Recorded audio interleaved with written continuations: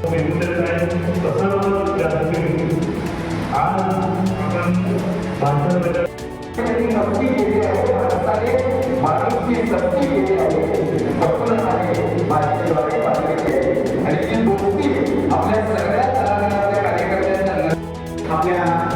सांगली लोकसभेचे संपर्क प्रमुख माननीय नगरसेवक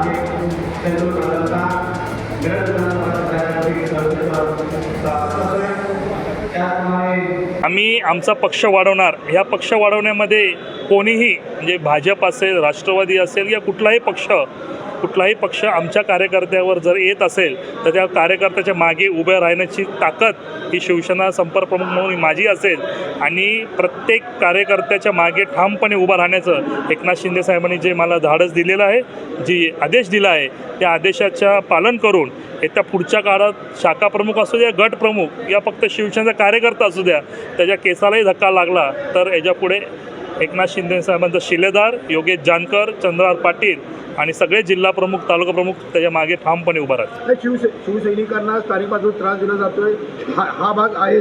मात्र या निमित्तानं शिवसेनेमध्ये सुद्धा दोन गट निर्माण होण्यासारखी परिस्थिती निर्माण झाली. आता तुम्ही बघितलं असेल की माढा मतदारसंघाचे संपर्क प्रमुख माझ्या बाजूलाच आहेत.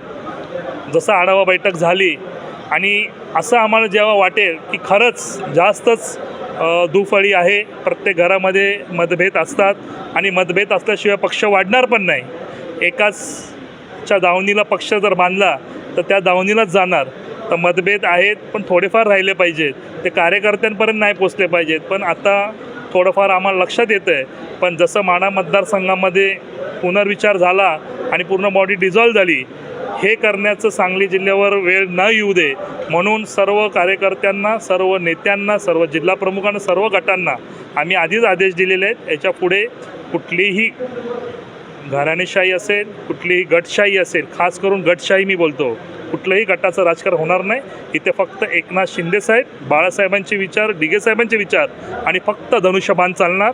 ना इथे योगेश जानकर गट चालणार, ना इथे चंद्रहार पाटलांचा गट चालणार. इथे फक्त धनुष्यबाण चालणार. आणि येत्या पुढच्या काळामध्ये सांगली जिल्ह्यामध्ये मोठे बदल अपेक्षित आहेत. पण जर चांगलं काम करत असेल तर 100% त्याला न हलवण्याचं हेही आमचं धोरण असणार. मला सांगितलं जे कार्यकर्ते काम करतील शिवसैनिक त्यांना मदत दिली जाणार किंवा मग तेच आता मी तेच बोलतो आहे. जर आम्हाला ह्या आढावा बैठकमध्ये देऊन अजून 1-2 महिने आम्ही आढावा बैठक घेणार. मी आहे, चंद्रहार पाटील असतील, उदय सामंत साहेब असतील, डॉक्टर श्रीकांत शिंदे साहेब येत्या काही काळामध्ये सांगली जिल्हा दौऱ्यावर असतील. येत्या काही काळामध्ये आम्हाला लक्षात आलं की पक्षाचं काम कोण करतं आहे, कोण नाही करत आहे, ग्राउंड रिॲलिटीसाठी आम्ही प्रत्येक ठिकाणी जात आहोत. याच्या पुढच्या काळामध्ये पंचायत समिती वाईज, जिल्हा परिषद वाईज पण नाही, पंचायत समिती वाईज आम्ही बैठका घेणार आहोत. मी आणि चंद्र पाटील स्वतः प्रत्येक पंचायत समितीमध्ये जाणार आहोत आणि तिथे आम्हाला लक्षात येईल की कोणी काम केलं, कोणी नाही केलं, कोण पक्षासाठी पुढे काम करू शकतं. ठीक आहे, आता नाही केलं पण येत्या पुढच्या काळामध्ये पण करू शकतं. तर 100% त्या माणसालाच आपण ताकद देणार. आम्हाला कोणालाही बदलण्याची हौस नाही, कोणालाही पक्षातून काढण्याची हौस नाही आहे. पक्षातून कोणालाही काढलं जाणार नाही. फक्त एवढाच विषय आहे, एकनाथ शिंदे साहेबांचा आदेश आहे, जो पक्षामध्ये काम करेल त्यालाच पद राहील.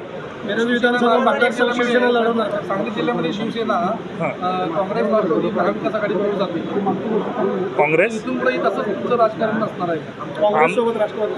येत्या पुढच्या काळामध्ये आपण बघितलं, उद्यापासूनच 16, 17, 18 म्हणजे आजपासूनच दिल्लीला अधिवेशन खास बोलवलं आहे. त्यामध्ये डिलिमिटेशन्स होत आहेत. डिलिमिटेशन झाल्यावर 33% आरक्षण होतं आहे. खास करून जे वरचं राजकारण चाललेलं आहे, डिलिमिटेशन होतं आहे, महिलांचं 33% आरक्षण देतो आहे आपण. खास करून नरेंद्र मोदी साहेबांचं आपण अभिनंदन करतो. त्याचबरोबर तुम्हाला मी बोललो, येत्या काळामध्ये मिरज विधानसभा ही तुटणार, सगळे मतदारसंघ तुटणार. 8 विधानसभेचे किमान 10 ते 11 विधानसभा, 1 लोकसभेचं किमान 2 लोकसभा या सांगली जिल्ह्यात अपेक्षित आहेत. तर याच्या पुढच्या काळामध्ये 5 विधानसभेमध्ये धनुष्यबाण कसा फुलेल याकडे आमचं लक्ष असणार आहे. त्यासाठी कुठल्याही पक्षाची मदत न घेता शिवसेना कशी पुढे जाईल याकडे आमचं लक्ष असतं. जिल्ह्यामध्ये महाविकास आघाडीची मदत घेऊन काम करतो. महाविकास आघाडीचं तुम्ही उलटं बोलू शकता की महाविकास आघाडी आमचं मदत घेऊन काम करत असेल. आम्ही 100% शिवसेनेचेच आमचे जे जिल्हा परिषद सदस्य असतील, जे निवडून आले, त्यांनी भाजपलाच पाठिंबा दिला. 2 लोक जे गैरहजर आहेत त्यांच्यावर जी काय असेल कारवाई ती होत राहील. पण आमचे जे सुहासभैया बाबर जे आमदार आहेत यांनी पूर्णपणे भाजपलाच पाठिंबा दिला होता आणि त्याप्रमाणे आपण जिल्हा परिषदला आपण बघितलं. नाही, नाही, त्यानंतर दोन्ही उपस्थित पण राहिले आणि अनुपस्थित पण राहिले. दोन्ही महाआघाडी असेल किंवा महायुती असेल, प्रत्येक दोन्ही ठिकाणी मदत केली गेली. मग त्यासाठी- आणि सभापती पण झालेले आहेत पृथ्वीराज. त्यासाठी 100% येत्या पुढच्या काळामध्ये कारवाई होईल. त्यासाठी अहवाल आम्ही जो मागितलेला आहे त्या अहवालामध्ये जिल्हा प्रमुखांकडून अहवाल मागवला आहे आणि त्याची पूर्णपणे तपासून त्यानंतर कारवाई 100% होणार. सभापती जिल्हा परिषद सभापती स्नेहल मोरे त्यांचे पती आम्ही इथं उपस्थित आहेत. मग ते आता राष्ट्रवादीचं काम करणार का तुम्ही ते जेव्हा 100% ह्याच्यामध्ये जो बसला आहे ह्या पक्ष संघटना आम्ही वाढवण्यासाठी बसलेलो आहोत.